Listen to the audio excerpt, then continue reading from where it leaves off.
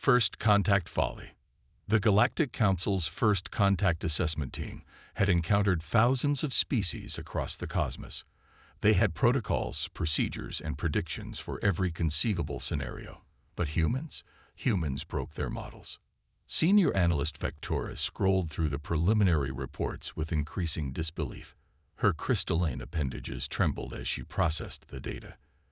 The species designated as humans had developed on a planet that should have been uninhabitable by any reasonable standard. Earth was a death world. Extreme temperature variations, powerful storms, tectonic instability, and aggressive fauna. Yet somehow, humans hadn't just survived. They had thrived. "This can't be correct," she muttered, her bioluminescent spots pulsing with agitation. They drink poison for recreation. They deliberately expose themselves to radiation for cosmetic purposes. They intentionally consume capsaicin, a chemical weapon. Her assistant, junior analyst Zix, projected a holographic display of human athletic achievements. "The data is verified, Senior. They participate in activities called extreme sports purely for entertainment. Some humans climb frozen mountains without protective equipment. Others jump from orbital platforms with only fabric to slow their descent." Vectora's color shifted to a deep purple of concern. "And their response to environmental challenges is concerning. Instead of adapting themselves to their environment, they adapt their environment to themselves.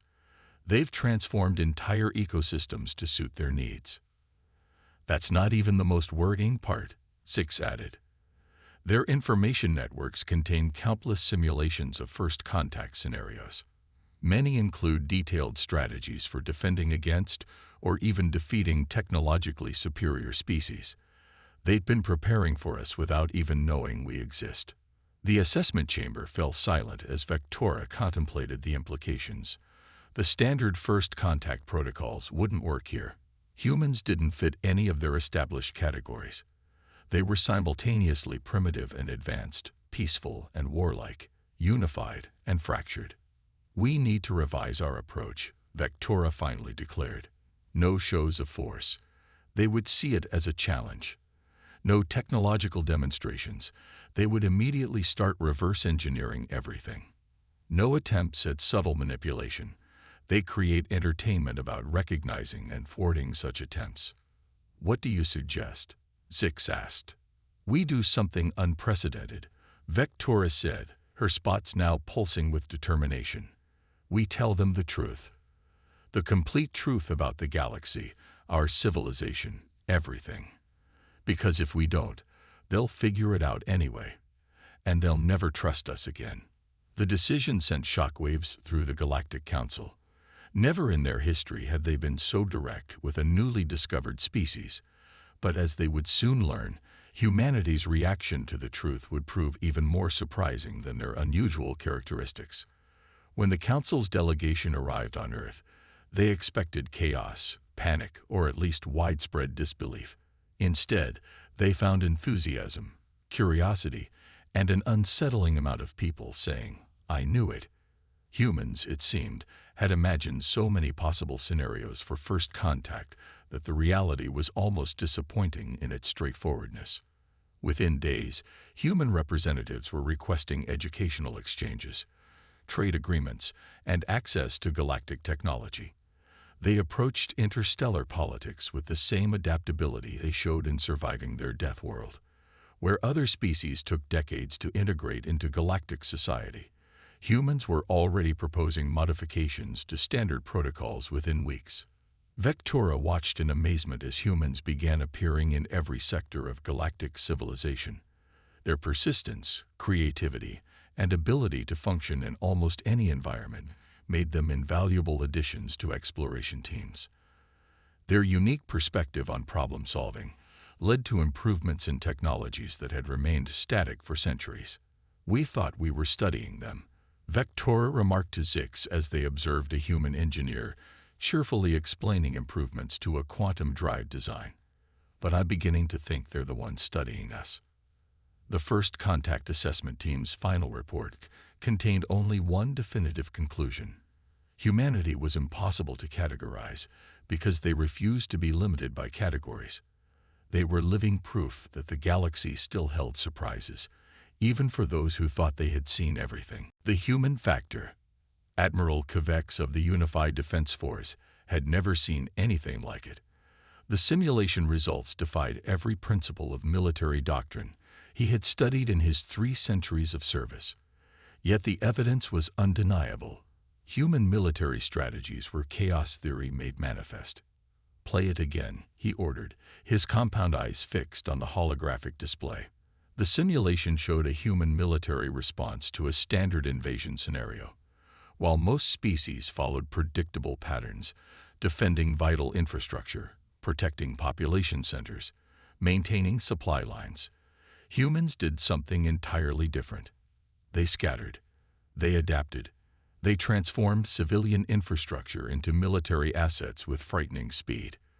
But most importantly, they fought in ways that made no tactical sense until, somehow, they did. "Look here," his strategic analyst Mira pointed out. "In this scenario, human forces deliberately destroy their own infrastructure to deny it to the invaders. They sacrifice short-term survival for long-term advantage. No other species we've encountered does that." Kvex chittered thoughtfully. "Their military history is even more perplexing. They developed nuclear weapons, then chose not to use them. They created biological and chemical weapons, then banned them. They possess the capability for total war, but impose arbitrary restrictions on themselves. It's their training methods that concern me most," Mira added, pulling up another dataset. "They deliberately practice fighting in every possible environment. Arctic tundra, burning deserts, dense urban areas, even underwater. They have specialized forces for each terrain type, but all their warriors are trained to adapt when necessary." The Admiral's attention turned to a particularly troubling simulation, and their commanders. They encourage individual initiative among their subordinates. In some cases, their warriors are expected to disobey orders if circumstances change. "It's madness." "Effective madness," Mira corrected. Their historical records show numerous instances where this flexibility led to victory against superior forces. They call it improvisation, and consider it a vital military skill. Kvex clicked his mandibles in frustration. How do you defend against an enemy that doesn't follow any rational pattern? They treat warfare like an art form rather than a science. The analysis chamber hummed with data as more simulations played out. Humans using civilian vehicles as military transports. Humans converting entertainment venues into command centers. Humans treating their planet's harsh environments as strategic assets rather than obstacles. "There's something else," Mira said hesitantly. "Their entertainment media. Much of it involves warfare. They create sophisticated simulations of both historical and hypothetical conflicts. Their young participate in these simulations from an early age, learning to think strategically and adapt to changing circumstances." "Are you suggesting they've been unconsciously preparing their entire species for warfare through entertainment?" Kvex asked, his tone indicating he already knew the answer. "Not unconsciously," Mira replied. "Their military organizations actively study these games and simulations. They recruit individuals who excel at them. They even use modified versions for training." The Admiral's final report to the Unified Defense Force contained an unprecedented recommendation. Don't fight humans unless absolutely necessary. Not because they were invincible, but because they were unpredictable. They turned disadvantages into advantages, broke rules that everyone else considered inviolable, and seemed to actually enjoy the challenge of overwhelming odds. If conflict with humans becomes inevitable, the report concluded, do not expect them to fight according to any known doctrine. Expect them to invent new ways of warfare specifically designed to exploit your weaknesses you didn't even know you had until they found them. Cultural contamination. Dr. Yaura, chief xenoanthropologist of the Galactic Cultural Preservation Society, was facing a crisis. Human culture wasn't just spreading through galactic society.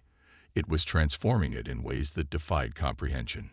"Look at these statistics," She gestured to the floating data streams, her tentacles writhing with agitation. Within just 5 years of human integration into galactic society, over 60% of member species have adopted some form of human entertainment or cultural practice. Her research team displayed examples: Rigelian youngsters wearing human T-shirts with incomprehensible slogans, Vulcanwood philosophers debating human concepts of existentialism and absurdist humor, crystalline beings attempting to reproduce human music despite having no biological means of hearing. Their culture is invasive, Dr. Yalra continued. It adapts and mutates to appeal to different species. Take their memes, simplify packets of cultural information that spread like viruses through our information networks. They're evolving faster than we can study them. The most disturbing trend was in entertainment. Human stories, with their emphasis on conflict, emotion, and unpredictable outcomes, were addictively compelling to species that had traditionally preferred more structured narratives. Their concept of fiction, deliberately crafting false narratives for entertainment, had sparked a creative revolution across the galaxy. They introduced concepts we never even considered. One researcher reported, their sports combined physical competition with arbitrary rules and ritualized celebration. Now we have mixed species leagues playing human games modified for different physiologies. Dr. Yalra's personal concern was human food culture. Species that had sustained themselves on nutrient paste for millennia were suddenly demanding pizza and hamburgers adapted to their biological needs. Diplomatic functions now required buffets with options for every conceivable dietary requirement. But the language contamination is worst of all, she noted. Human idioms are entering standard galactic communication. Species are using phrases like okay, cool, and what's up without understanding their original context. Even our most formal diplomatic protocols are being infected with human casualness. The research team's latest discovery was particularly troubling. Humans had begun creating entertainment specifically for other species, incorporating elements of both cultures. These fusion works were spreading even faster than pure human culture. They're not just sharing their culture, Dr. Yalra realized. They're actively evolving it to be more appealing to others. And the most worrying part, other species are starting to do the same thing. The entire galaxy is becoming more human. The implications were staggering. Galactic civilization had remained relatively stable for millennia. Now, human influence was accelerating cultural evolution across all species. Traditional boundaries between species were blurring as shared cultural touchstones created new forms of connection. Project Prometheus. The Galactic Science Academy's emergency session was in chaos. Director Zenith's bioluminescent patterns flashed warning colors as she tried to maintain order among the assembled scientists. Please, she pulsed, we must discuss the humans' latest technological development rationally. The cause of the uproar was Project Prometheus, a human initiative to revolutionize faster-than-light travel, while the rest of the galaxy had spent millennia refining existing FTL technology. Humans had decided to try something completely different. They're attempting to fold space-time using artificial quantum singularities. Senior physicist Quark explained, his energy form flickering with excitement or anxiety. It was hard to tell which. It's theoretically possible, but the power requirements are astronomical. The risk of catastrophic failure is. They've already built a prototype, another scientist interrupted. And it works. The chamber erupted again. Humanity had been part of galactic civilization for less than a decade, and they were already rewriting the fundamental principles of interstellar travel. That's not even the most concerning part, Director Zenith announced. Show them the efficiency data. The holographic displays lit up with comparative analyses. The human device, crude as it was, required only a fraction of the energy of conventional FTL drives. If successfully developed, it would make interstellar travel accessible to virtually any civilization with basic spacefaring capability. They're going to destabilize the entire galaxy, one council member warned. The existing power structures are based on control of FTL technology. If anyone can build these devices, that's exactly what they want, Quark realized. They're not just advancing technology, they're democratizing it. Their entire project documentation is being made freely available to all species. The implications went beyond just travel.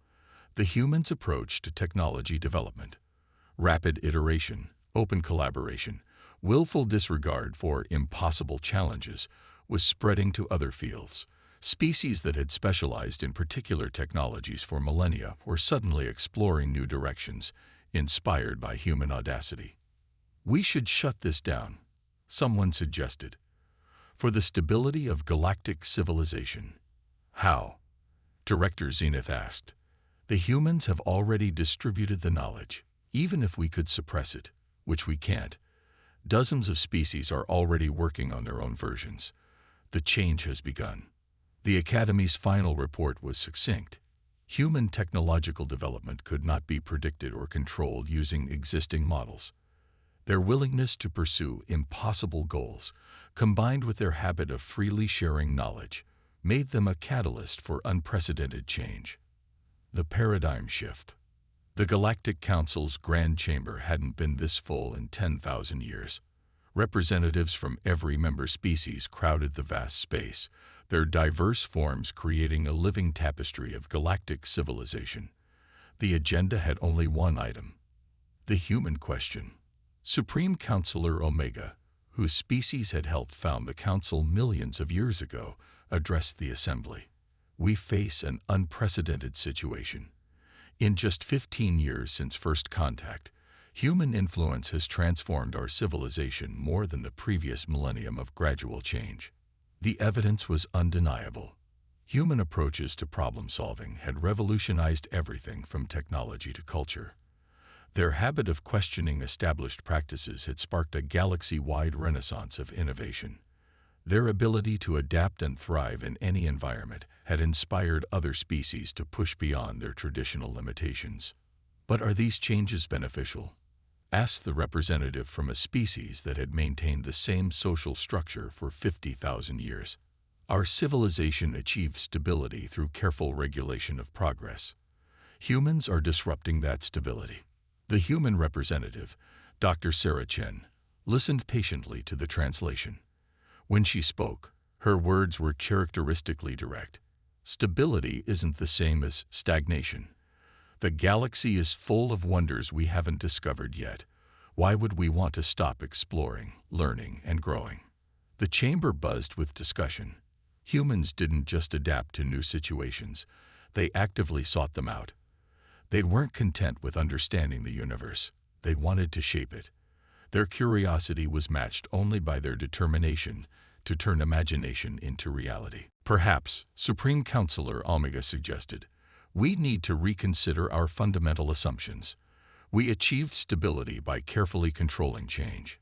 Humans have shown us that controlled change is an illusion. The universe itself is dynamic, ever-changing. Maybe they're not disrupting natural order. Maybe they're finally teaching us to embrace it. The debate continued for days.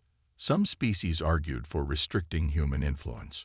Others pointed out that such restrictions would be meaningless. Human ideas had already taken root across the galaxy. Their impact couldn't be undone without undoing centuries of progress that had emerged in their wake.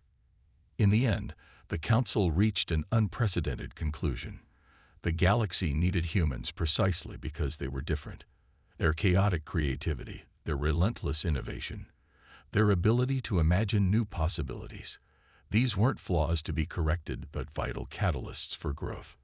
The final resolution recognized humanity not just as members of galactic civilization, but as essential agents of positive change.